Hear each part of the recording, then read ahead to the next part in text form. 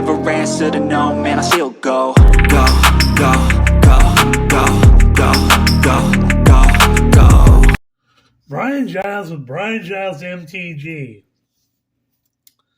And we're back with more Outlaws of Thunder Junction spoilers. So next up, we have another spree card in Rush of Dread. So its initial cost is 2 black and 1. It's a sorcery with spree. Add an extra generic. Target opponent sacrifices half the creatures they control, rounded up.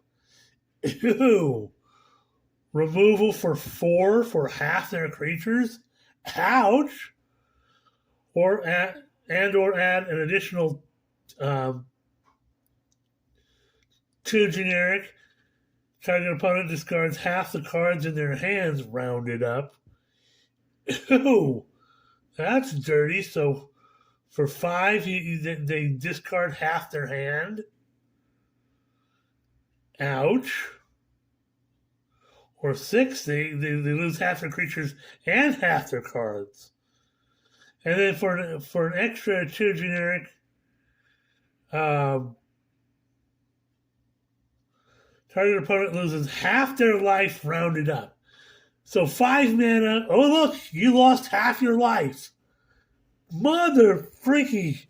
This card is just crazy. So it's 5, 6. You can lose half your life, half your creatures. And then if you pay the full 8, half your creatures, half your cards, and half your life. You got the mana to do it. This thing could be a menace.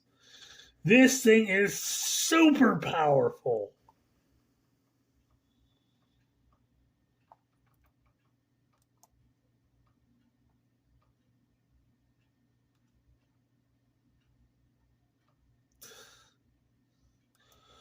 Next up, we have Map the Frontier, a green and 3 for sorcery that reads, search your library for up to 2 basic land cards and or desert cards. Put them onto the battlefield tapped and shuffle. Hey, I'm all down with that. All down with that.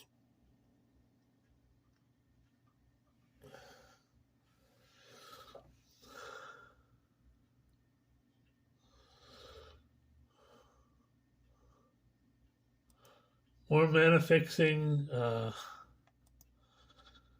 Then we have Omenport Vigilante. For a white and 1, you get a 2/2 human mercenary. It has double strike as long as you've committed a crime this turn. Okay.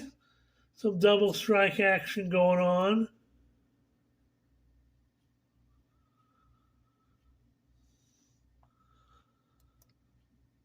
Then we have Gila Courser.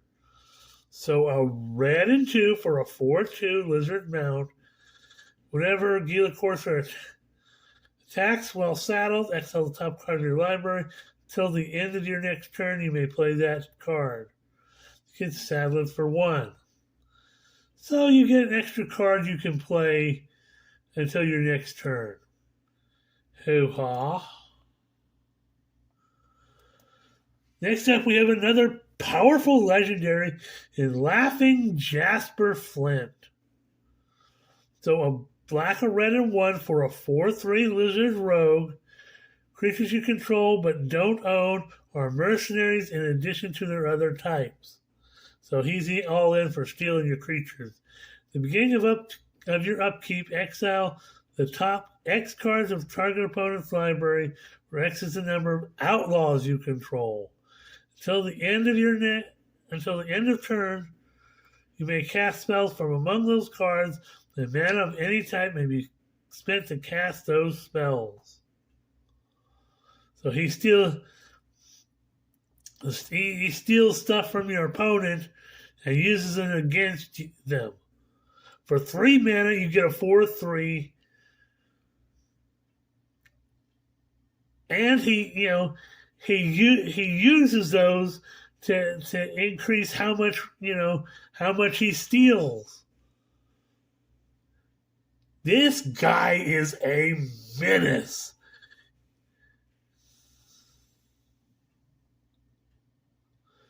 Hoo-haw.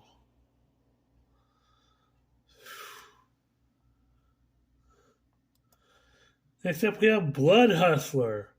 So a black and 1 for a 1/1 vampire rogue. Whenever you commit a crime, put a +1/+1 counter. Blood Hustler. This ability triggers only once each turn. Pay a black and 3. Target opponent loses 1 life and you gain 1 life. So it can get bigger when you commit crimes, and it's got a thing where you can commit a crime because you're targeting your opponent. That you can ping your opponent for life and gain a life, which triggers their initial ability to put a +1/+1 counter on her. So hoo-haw.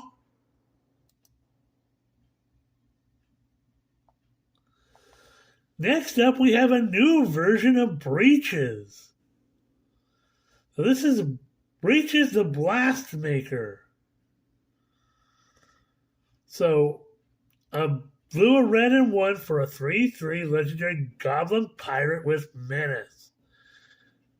Whenever you cast your second spell each turn, you may sacrifice an artifact. If you do, flip a coin. If you win the flip, copy that spell, choose new targets for the copy. That was something we saw in the Rosewater spoilers. When you lose the flip, Breaches the Blastmaker deals damage equal to that spell's mana value to any target. Wow. So, yeah, he's going to be fun. He's in that Spellslinger deck, and you're doing coin flips. So, hoo-haw. Next up, we have One Last Job. Another spree card for an initial cost of a white and 2. You get a sorcery with spree. For an additional 2 generic, you return a creature card from your graveyard to the battlefield for 5 mana. You can get a creature back from your graveyard to the battlefield. Or pay an additional 1, you can return a mount or vehicle card from your graveyard to the battlefield. Or an additional 1 generic, return target or equipment card from your graveyard to the battlefield attached to a creature you control. So very versatile. It's all about returning stuff from your graveyard to the battlefield.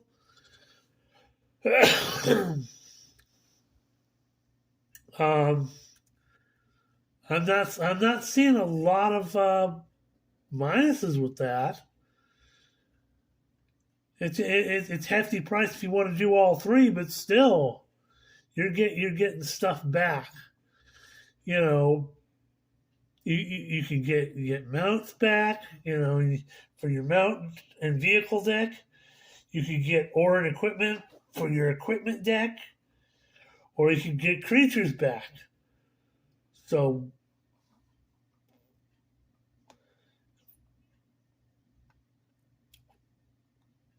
a mount creature,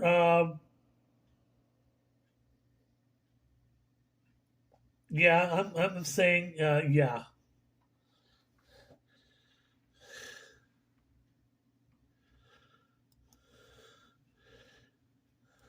Next up, we have Mystical Tether. White and 2 for enchantment of the reeds. You may cast Mystical Tether as though it had flash if you pay 2 generic more to cast it. Mystical Tether enters the battlefield. Exile target artifact or creature an opponent controls until Mystical Tether leaves the battlefield. So it's a prison spell, and you can flash it in if you pay 2 generic more. Hoo-ha! Then we have Inventive Wingsmith. So a white and 2 for a 2/4 Dwarf Artificer. Beginning your end step, if you haven't cast a spell from your hand this turn, an Inventive Wingsmith doesn't have a flying counter on it, put a flying counter on it. So again, another card that cares about you plotting spells and not casting spells. And he can get a flying counter. So interesting. Next up, we have Wanted Griffin. So a white and 3 for a 3/2 Griffin with flying. When it dies, you create a mercenary token. It has tap it, target creature you control. It's +1/+0 till end of turn. Activate only as a sorcery. So, it's a little expensive, it's draft chaff type stuff.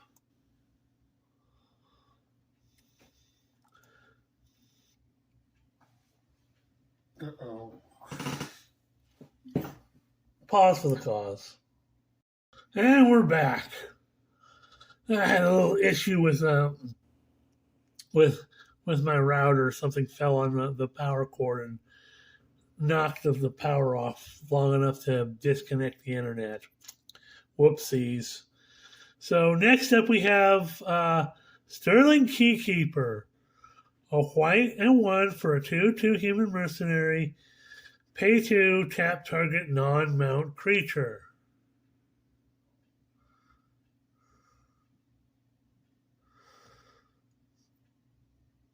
So basically, another part of that whole lockdown effect. You can tap a creature.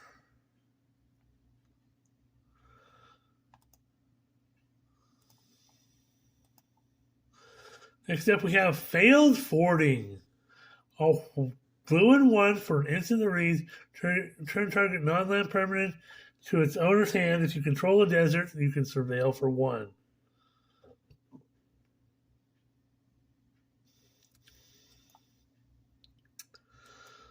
Okay, next up we have Geralf the Fleshwright.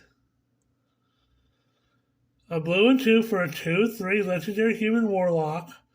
If you cast a spell during your turn other than your first spell that turn, create a 2/2 blue and black zombie rogue creature token.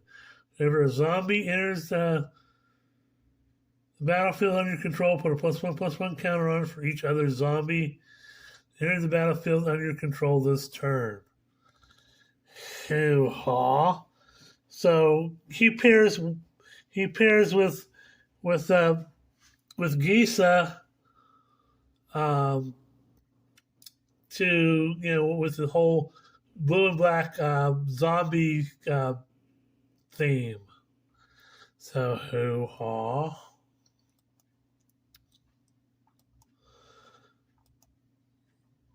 Then we have another creature that fits in that theme, an Outlaw Stitcher.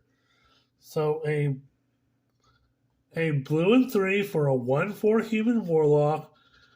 When it enters the battlefield, create a 2/2 blue and black zombie rogue creature token.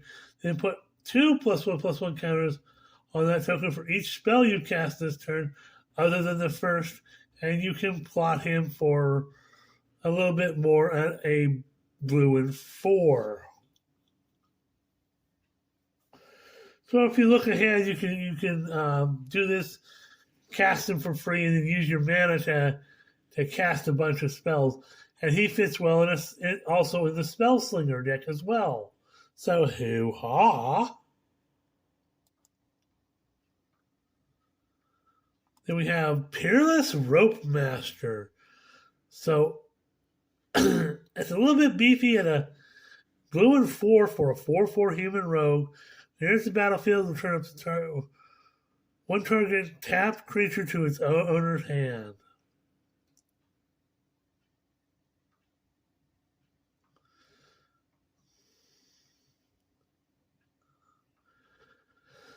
So it's again some more draft chest, but still, it's pretty okay. We have Spring Splasher. So a blue and 1 for a 2/1 Frog Beast. Whenever Spring Splasher attacks, target creature defending player controls gets -3/-0 till end of turn.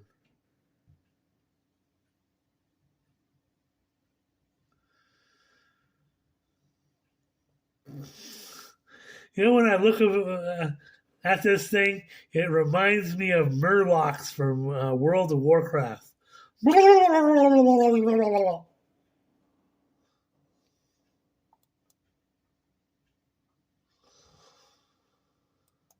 Then we have Fake Your Own Death, which I think may be a reprint, but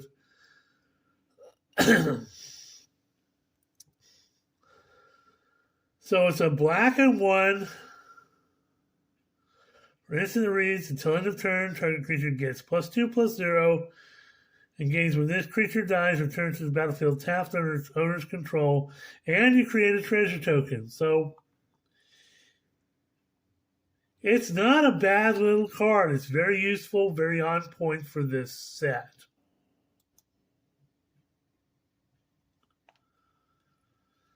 Then we have Rooftop Assassin.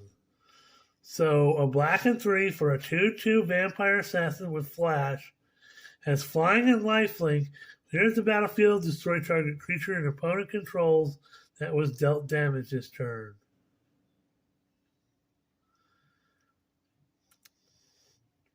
So hoo-ha, he's fun. We have Ornery Tumblewag. A green and 2 for a 2/2 Brushwag mount. Beginning combat in your turn, put a +1/+1 counter on target creature. Ooh. Whenever Ornery Tumblewag attacks while saddled, double the number of +1/+1 counters on target creature. Ooh, spicy. And you can saddle him for 2. Hoo-ha.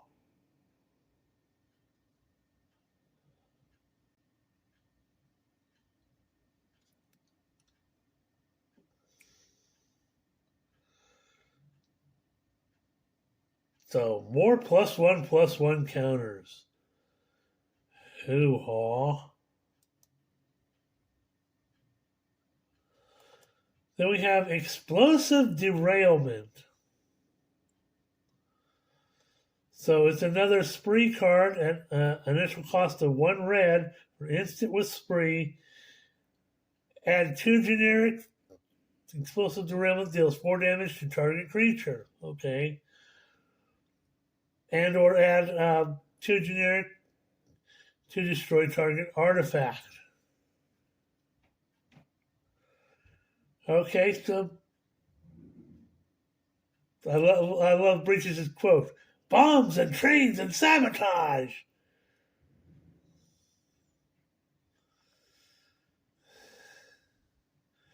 So hoo-ha, that's fun.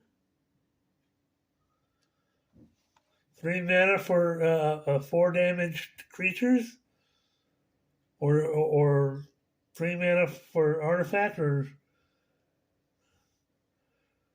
5 mana for doing both of them. Next up, we have Cactus Folk Sure Shot. So a red, a green, and 2 for a 4/4 plant mercenary with reach. And ward 2. That's some serious value.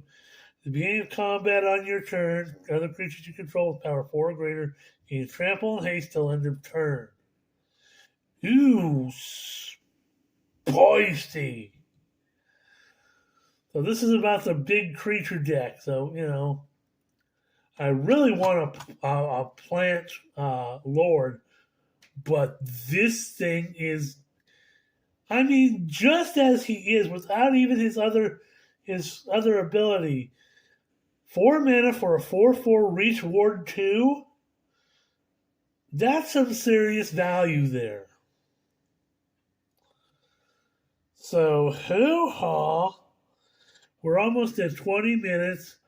We're going to say, we'll see you on the next video.